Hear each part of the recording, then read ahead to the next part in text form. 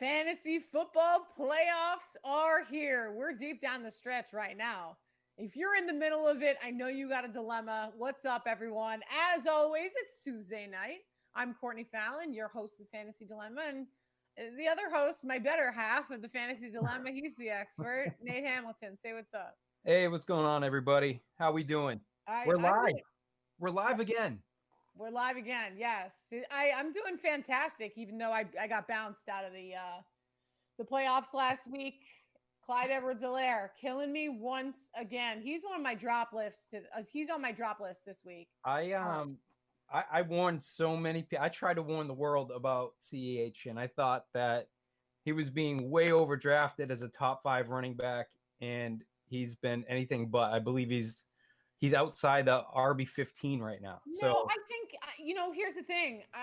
The production slows down for a rookie running back who typically NFL defenses are going to start to figure out his scheme, his way to run. They're going to stop that run because he was unstoppable at the beginning of the season. And to be honest, the Chiefs have way too many weapons.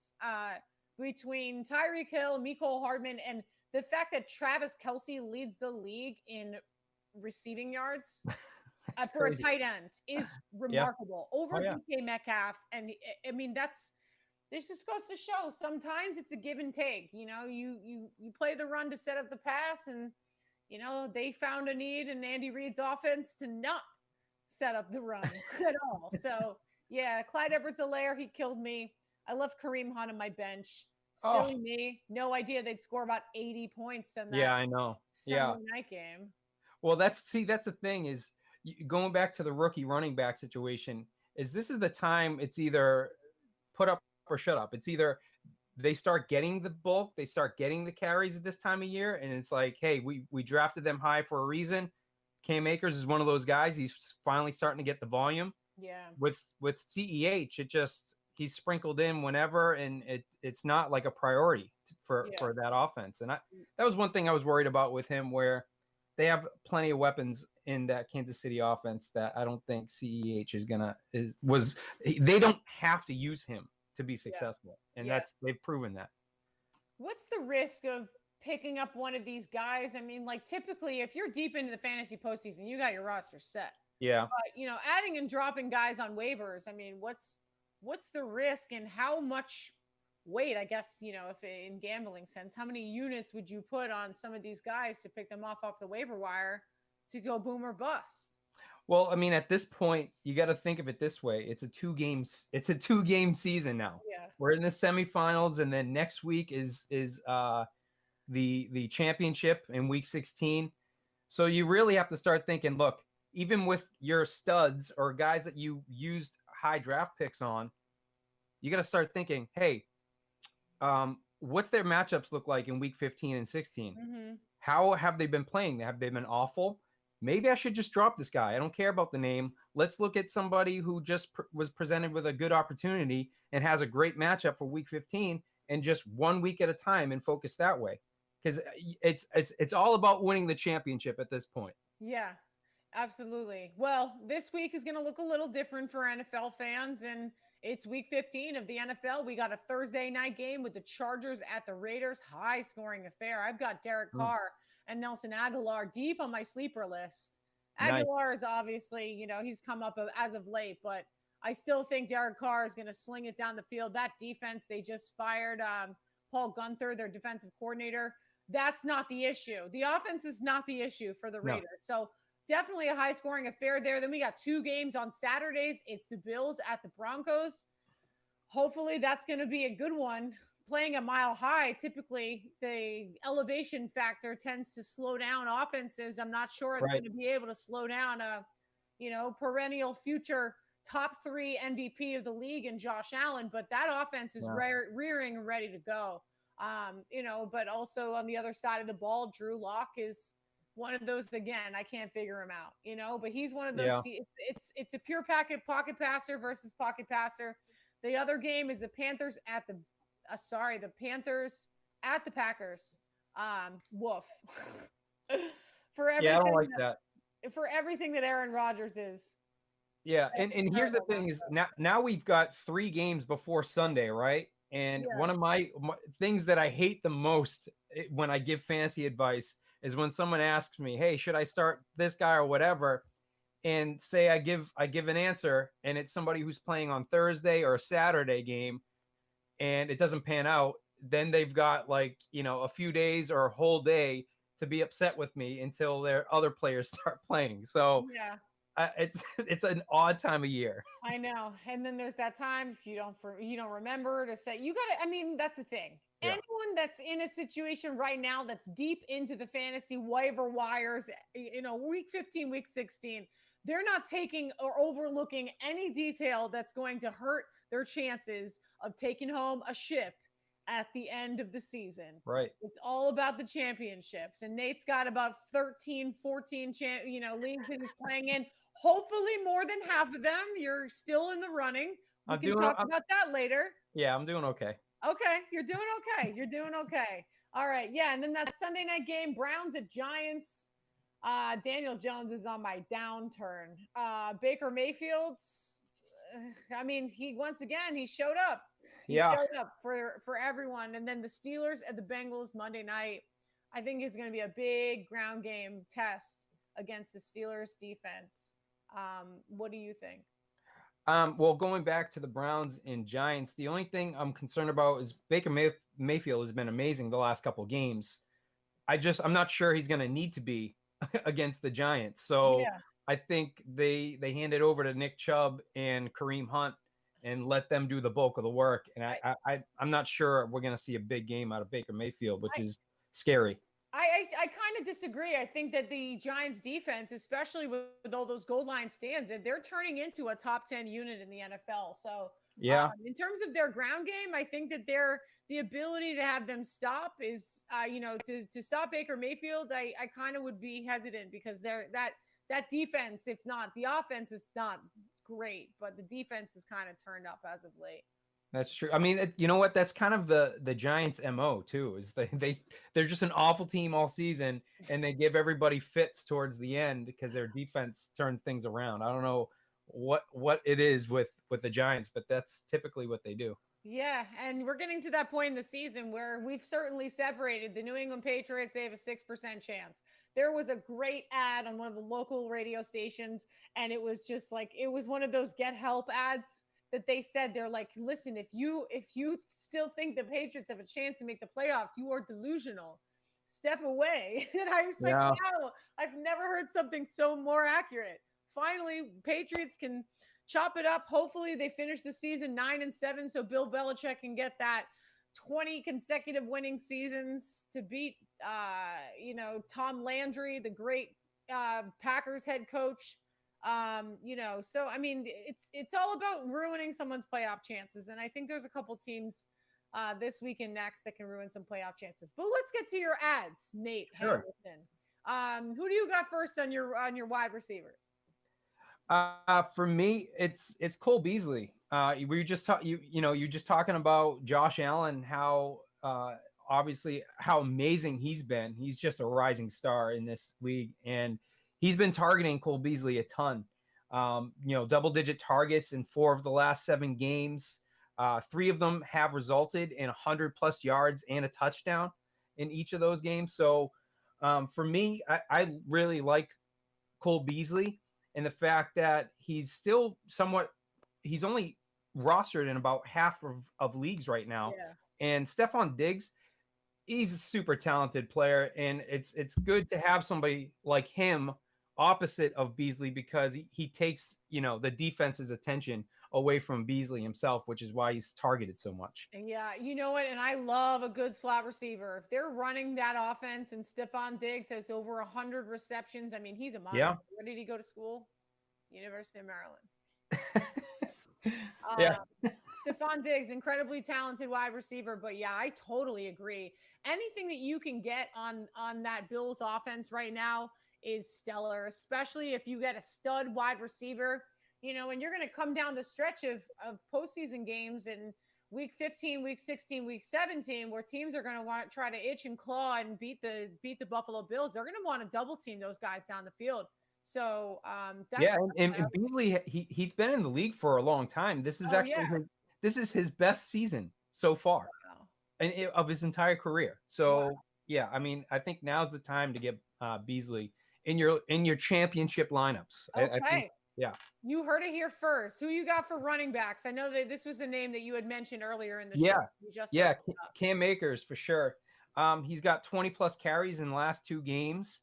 So as I was mentioning earlier with rookie running backs, this is typically the point of the season where, hey, we spent a high draft pick on this guy.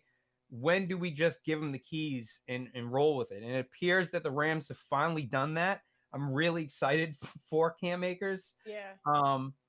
He's taken over as the lead back in LA. I really hope that's what it is. But 327 rush yards and 2 touchdowns in his last 3 games. Yeah. He's the RB10 right now in the last 4 games played in half point Wow. PPR. So he's definitely somebody. If you don't have him already, you need to go out and get him. I mean, he's been one of those guys that's just really, I don't even want to think about that Patriots game on Monday. But I mean, you talk about running the rock, he ran the rock and he ran it all the way down their throat. So definitely a good pickup there. What do you got about for tight end?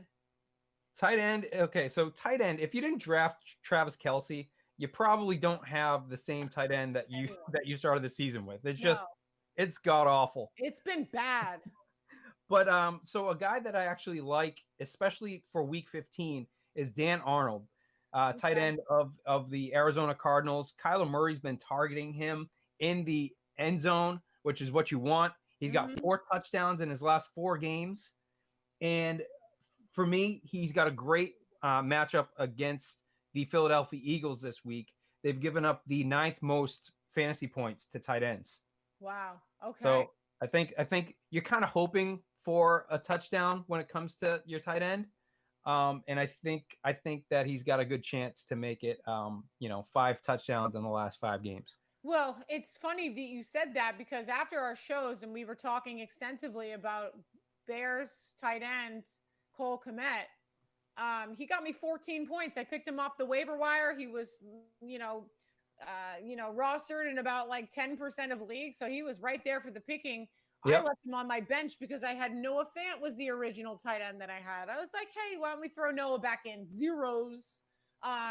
So Cole Kmet is definitely, a name once again, especially given, I don't know if I'm buying it. Mitch Trubisky and the Bears playing so well at the end of the season, something so Bears. Well, I honestly, I think that him being benched was the wake-up call that he needed because he's been pretty fire since coming back. Mitchell Trubisky has. He's the QB10 since returning as a starter in week 12, and he is making Cole Kmet pretty relevant when it comes to the tight end position because he's been targeted 7 times in each of his last 2 games. Wow. And he has 9 receptions in those 2 games. So I think Kmet is definitely another one. And I believe he's only 6% rostered. So I'm with you on that. And I am bought in on Trubisky.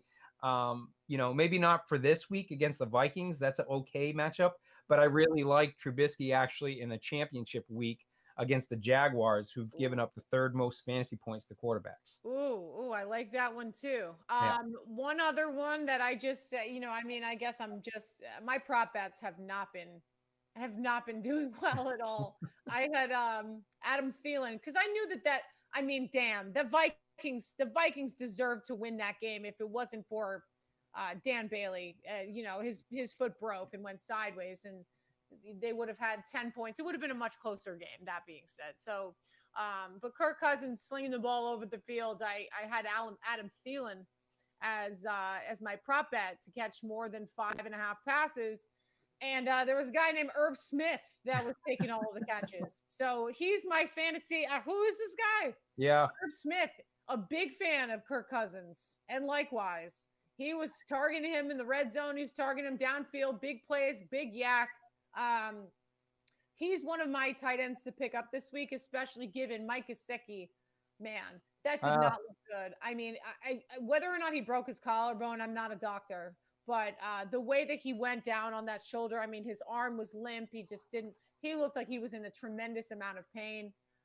So anyone that had Gesicki in their lineup, I would Yeah, swap I it mean, out with either Komet or Irv Smith. I had Gesicki, but I hate to complain about this because I know you didn't you got knocked out of the playoffs. But I got a first round bye, and I have Gesicki on my team, and obviously he goes off, has a monster game. I'm like, okay, all right, I can't wait to play him in week 15, and it doesn't look like that's gonna happen. So No. yeah, he played Yeah. well when I had a bye. A lot of injuries this week. It's additionally Devontae Parker is out with a lower leg injury. Deebo Samuel could be done for the year with a hamstring injury. Alex Smith left the field. It was a calf soreness, but I mean, my goodness, it's on that same leg that he had all of those surgeries. I think they're going to be extra cautious with the NFC East leaders, especially when it comes to their quarterback. Matt Stafford has some ruptured tissue in his ribs. Yeah. And it looks like he is in doubt. So Chase Daniel, if you really want to dig deep, you can pick up Chase Daniel for the Detroit Lions. I mean, that offense is still clicking. What about the Titans defense? The Titans defense might not be a bad play either. Yeah, no, for sure. Julio Jones is day to day.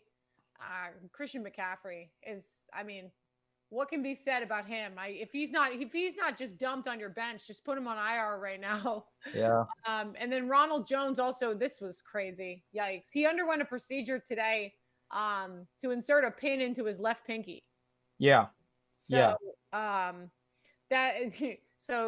whether it remains to be seen that he's going to be suiting up for the Green Bay Packers. And I don't know the how severe like he needed to get that corrected now. Yeah. And why not at the end of the season? Probably, I mean, again, you know why? Because there are certain injuries, Nate, that when you get the injury, you don't want any part of the bone, especially with your fingers, to heal incorrectly. Yeah, and that's if true. You wait maybe 2-3 weeks. I mean, the Packers are going to be going deep into the postseason, so you can't just wait 2 months to get that fixed, because if you don't fix your fingers, your middle finger can look like that. Yeah.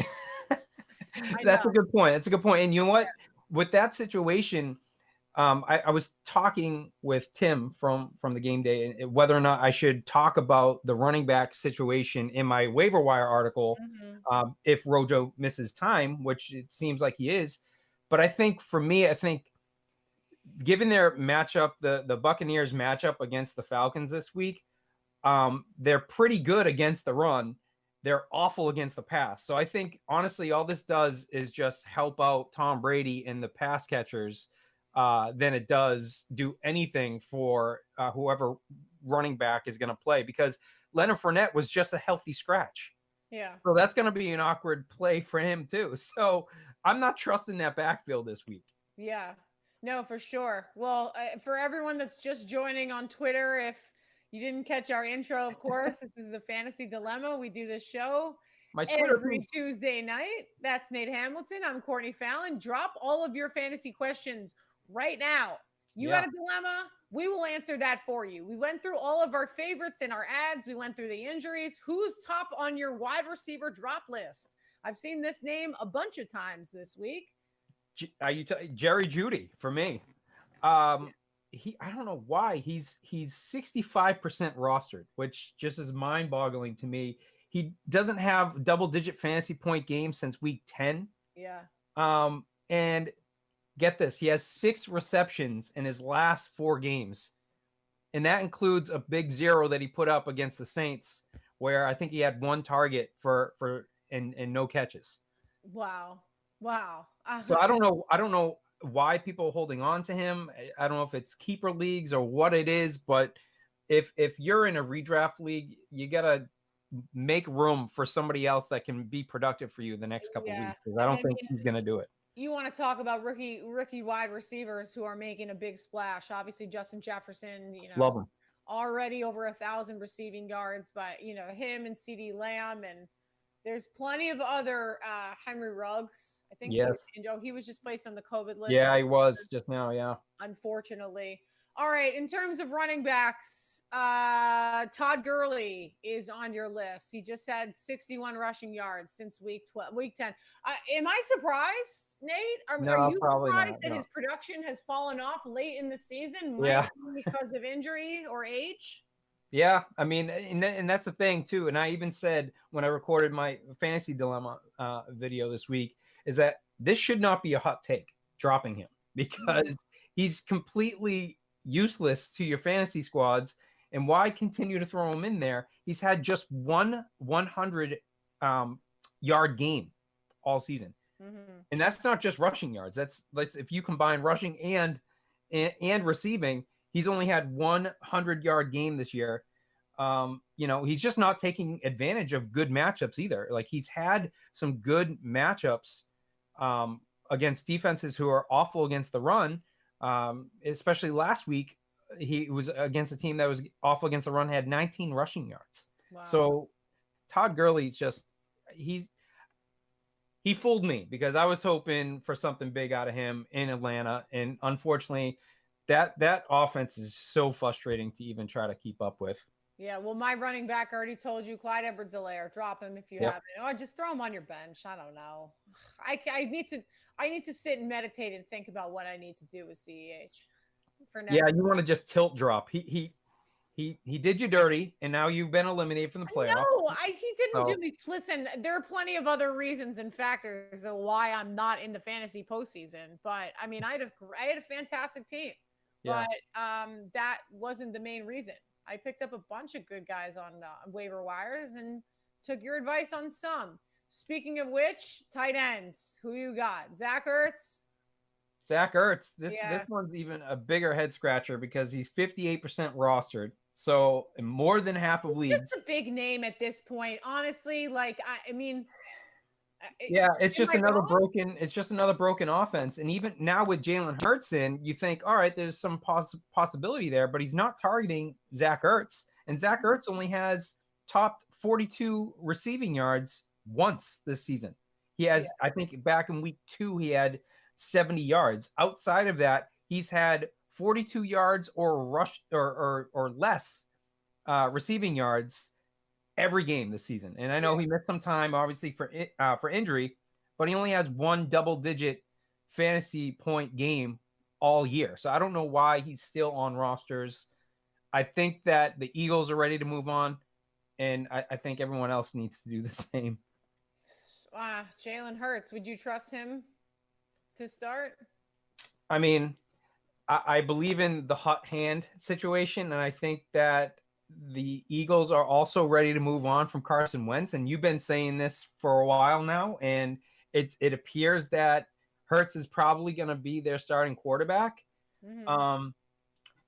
Yeah, I mean, I love his matchup. What is it, against the Cowboys this week? Yes. So yeah, I mean, maybe if you're hurting, because his last name's Hurts, and it's a dad pun there. If you're hurting at the position, I think week 15 is a really nice play for him, but I'm not bought into that offense at all. Okay. Let's answer some questions. I know that everyone is waiting very patiently to toss us their questions. This one's from Ryan Bessie. Do I start Justin Herbert or Derek Carr head to head? And then it throws it and and then he said also, can I trust Zeke? Oh, all right. So first thing is Herbert versus Carr. This one's a little interesting. Derek Carr. I'm saying take Derek Carr, man. Yeah. He's got more weapons. This is such a cop-out answer, but it's like the true answer how I feel. If you've got a stacked roster where you've got safe floor guys everywhere, I think the play is Derek Carr, because Derek Carr could disappoint you, and because he's one of those guys where he's like super hot, he's a weak winner, or he frustrates you completely and gets you 10 points maybe. I think Justin Herbert has been more consistent, so provides you that safer floor. Not sure. He had only 14 fantasy points last week. I know, because I played him. Yeah, so I know. He didn't have such a good week last week. But 14 doesn't kill you. I mean, it's not ideal. It doesn't kill you. So I think that's why I'm saying like Derek Carr can actually end up with less than that. But I think for me, I would lean Derek Carr as well. But Justin Herbert, you can't ignore what he's been doing. So Ezekiel Elliott, can you trust him? No. No, I mean, I'm a huge Cowboys fan, and I want to, and he's just, I think, the second Dak went down, I think a part of his soul left too. Yeah. So it's just like It's been really quiet on the Zeke front. it really has, and you know what? You can't trust him. No, he's one of Yeah. those guys. It's you can't even think about benching somebody like that.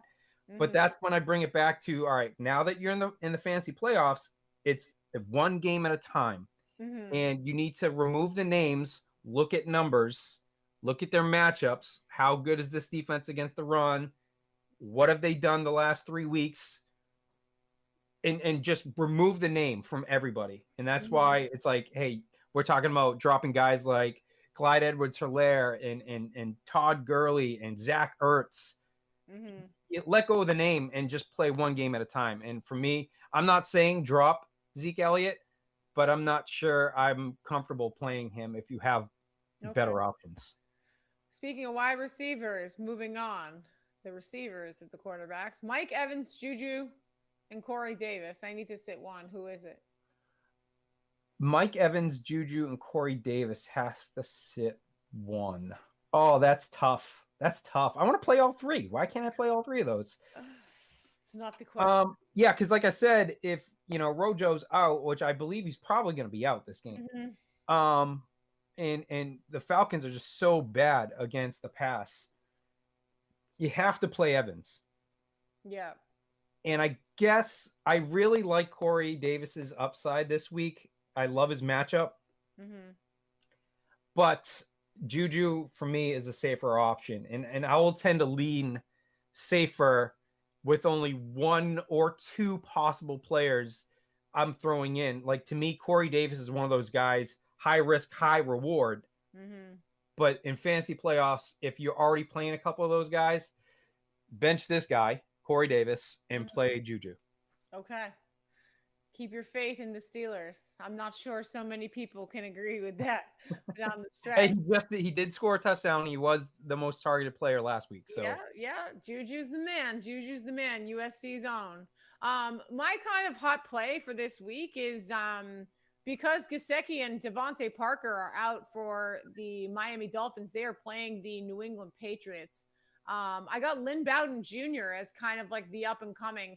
Here's the thing, I mean, if you're in a consolation bracket and you need to pick up a wide receiver, take a risk on him because Tua's still going to be chucking the ball around, and it's a questionable running back core in Miami. But yeah, again, Bill Belichick is going to be laying it on the Miami Dolphins, so I would take the New England defense as something to be big. That being said, I just completely contradicted myself and said that Tua was going to throw the ball to this guy. They're going to move the chains, but I don't think Tua is going to have a fantastic game. you're Or he probably could. right. I don't know. I mean, I with mean, this no, team, it's Bill like anything is Belichick. possible. Bill Belichick is very good at making young quarterbacks look very Stupid. inexperienced, no Yeah. matter how good they are. Yep. So I'm with you on that. I like Tua a lot, and to me, he's got a lot of poise, and he plays things in a safe way. He's very smart about his decisions, and that's something I respect in a young guy because often it's the gunslinger mentality. You have a ton of turnovers, but he's a good quarterback. But again, you're talking about Bill Belichick and exposing a young quarterback, and that's just what he does. I'm not comfortable playing Tua against the Patriots this week. So I'm with you on that. For me, there's a couple things when it comes to the fantasy playoffs. Now that we're in the semifinals, you don't want to get too far ahead of yourself, but it is okay to start thinking about championship week and Mm-hmm. get guys that maybe you don't love their week 15 Mm-hmm. matchup, but week 16, if you make the championship, you might want to lock up the guys now or else you'll lose them next week. Yeah. And one of those guys for me is Marquez Valdez-Scantling with Yeah. the Green Bay Packers. He's been so frustrating, but for me, like weeks 9 and 10, he blew up. He had unbelievable Yeah. I games. was just gonna say, I wonder how many leagues he's rostered in. He's been a 20%. hot hand. It's 20% of leagues. Okay. And so weeks 12 and 13, he fell off the face of the earth, right? But the Yeah. truth is, he has Bob been. Tonyan took all his catches. It's right. Well, Oh, yeah, Tim damn. Tanyan, he's got like a sandwich of. Oh, no. We lost your audio. We lost his audio. Oh, man. This happens once a show. Nate just in the middle of an epic rant. It was about to be a web No, I'm Emmy. back. I'm back. I'm Okay, back. he's I'm back. back now. All No, right. it's a Bob Zoom. Tonyan. It's a Zoom thing. Oh no, a StreamYard Okay. thing. Okay. All Bob right. Tonyan. So for me, yeah, Tanyan, he caught a bunch of touchdowns the first half of the season, or not the first half, but like the beginning, and then in the middle, completely useless. And then now he's got a touchdown, I think, each in his last 4 games. Yeah. So he's back. But MVS for me, I don't love his matchup this week, the week 15, but week 16, if you make it to the championship, it's against the Titans, and they've given up the 4th most fantasy points to wide receivers. Wow. So to me, he's one of those guys that I would pick up, not to play necessarily this week, but possibly play him in your championship week. Smart thinking there. All right, we got one more question here. J.K. Dobbins or Kenyon Drake in my flex? It's Drake. You know, I just think that he's getting the volume. Yeah. J.K. Dobbins is not getting the volume. I really do like J.K. Dobbins for the future. Not so much this season. But I would go Kenyon Drake. What are your thoughts on Jeff Wilson Jr. for the Niners since Mostert's out? Yeah. I think he is a very good play this week. I do like his matchup, and I think that again, if you're hurting and you have guys like Todd Gurley and Zeke Elliott, yeah, you gotta for when you look at a championship roster, you read the names and you're like, there's no way this guy won a championship with these players. But that's what it takes sometimes. You have to play situational things, drop the names, like I said. So whether it means you bench Zeke Elliott and play a guy like Jeff Wilson because of his situation, he's going to get volume. He's going to get volume in that offense for this weekend. So, yeah, I like him. I would play him. All right. Do you have any final thoughts before we close out and we enter into week 15? It's going to be, you know what? It's going to be Monday football, Tuesday football, Wednesday football. You know, I like this week. Yeah. Snow, about a foot of snow tomorrow in New England. So there's going to be snow on the ground. I'm going to have my hot cocoa in my apartment on Saturday and just watching football. And I love it. I love that we're going to be snowed in. You and I are from the same area. So, we're both going to be snowed in this week. I think the one thing I'll say, and I brought him up already, it's Mitchell Trubisky. I think he's 11% rostered. I know it sounds crazy, but he's one of those guys. Week 15, no, but week 16 matchup against the Jaguars and the way he's been playing, he's made all the relevant guys fantasy relevant again in that offense. Allen Robinson, we're talking about Kmet at tight end. Yep. You know, was it David Mooney also? Yep. So, and David Montgomery. I mean, he's just making that offense just looks amazing.